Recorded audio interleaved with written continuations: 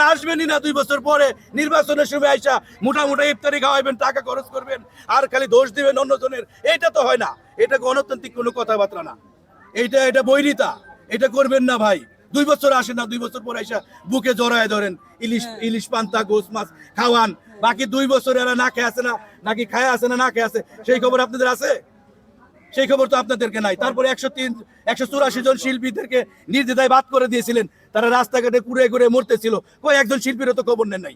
এখন নির্বাচন হয়েছে, আসছেন তাদেরকেও খাওয়াচ্ছেন, ডাইকা ডেকে নিচ্ছেন। লজ্জা থাকা উচিত, লজ্জা থাকা উচিত আপনাদেরকে। 103 জনকে আপনারা ডেকে নিয়ে আবার আপনারা খাওয়ান, এদেরকে লাথি মারছিলেন এবং শত্রু বলেছিলেন, ভোটার অধিকার কেড়ে নিয়েছিলেন। এখন লজ্জা থাকা উচিত এগুলি। বিষয়টা বলছেন, মাইন্ড করবেন না কেউ, আমি মাঝখান থেকে বলি। সেটা হচ্ছে, আমি এখানে নির্বাচন করলাম, আমি জয়যুক্ত হলাম, আমি নিজেই আসলাম না, তাহলে ব্যর্থতা কার? আমার নাকি নিপুণ আপার? ব্যর্থতা আমার, আমি নিজে আসিনি। আর একটা বিষয়, এখানে অনেকজনকে দেখছি কাঁদে বদনাম করে। ভাই আপনারা তো নির্বাচন করছিলেন, গতবার ফেল করছেন, আর ফেল করে 2 বছর আসেন নাই, এখন আসছেন, বদনাম করেন কেন? কারণ আপনারা সিনিয়র, ভুল হলে ধরিয়ে দেন, কাজ করেন। কাজও করবেন না, কেউ কাজ করলে তার বদনাম করবেন, এটা তো ভাই ঠিক না। আপনি যেই হন কোনো ব্যাপার না, সিনিয়র হিসেবে যদি আমাদের ভুল শিখান, আমরা কিন্তু জুনিয়র হিসেবে ভুলটাই শিখবো।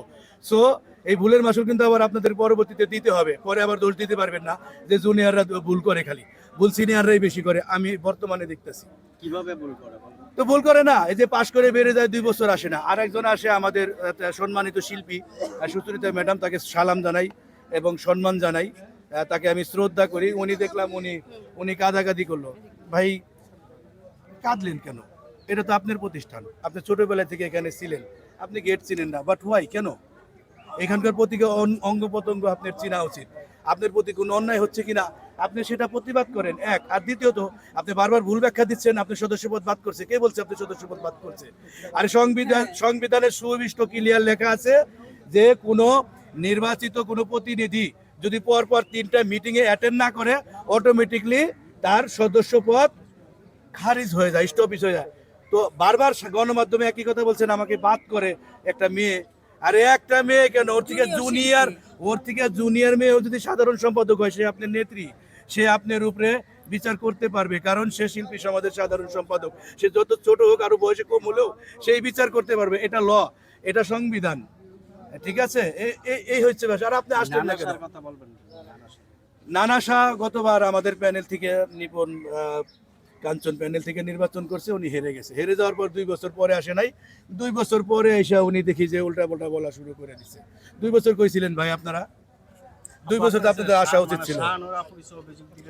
আর আমার ওনার ব্যাপারটা শেষ হয় নাই, আমার ওই যে আপার ব্যাপারটা শেষ হয় নাই, আমাদের সুচরিতা ম্যাডামের ব্যাপারটা। তো আপনি যেহেতু পরপর 3 মিটিং অ্যাটেন্ড করেন নাই, আপনার সদস্যপদ স্থগিত হয়ে গেছে, ঘোষণা হয়ে গেছে। সো আপনার শিল্পী সমিতির সদস্যপদ বাতিল হয় নাই যে আপনি এতভাবে কাঁদলেন। আপনি ভোটারই আছেন, আপনি পূর্ণ সদস্য আছেন। আপনি পাস করলেন কেন? শিল্পীদের জন্যই তো। আপনি আসলেন না কেন? আপনি তো আসা উচিত ছিল, আপনারা আশা করে ভোট দিছে শিল্পীরা। আর বড় কষ্ট লাগে, এখানে অনেকজন যারা ফেল করে তারা আর এখানে আসে না 2 বছর। আমি তাদের প্রতি বলতে চাই, সবার প্রতি ভালোবাসা রাখবেন। শিল্পীরা আপনার, একজনে ভোট দেন, আরেকজন তো আপনাকে ভোট দিছে, পরবর্তীতে আবার দিবে। আপনার এখানে সবাই আসবেন, কেউ অন্যায় করলে প্রতিবাদ করবেন, তাহলে না এটা সুন্দর চলবে। আপনারা আসবেনই না 2 বছর পরে নির্বাচনের সময় আইসা মোটামুটি ইফতারি খাওয়াইবেন, টাকা খরচ করবেন আর খালি দোষ দিবেন অন্যজনের। এটা তো হয় না, এটা গণতান্ত্রিক কোনো কথাবার্তা না, এটা বৈরিতা, এটা করবেন না ভাই। 2 বছর আসেন না, 2 বছর পর আইসা বুকে জড়ায় ধরেন, ইলিশ পান্তা গোস মাছ খাওয়ান, বাকি 2 বছর এরা না খেয়ে আছে না, নাকি খায় আছে না না খেয়ে আছে, সেই খবর আপনাদের আছে?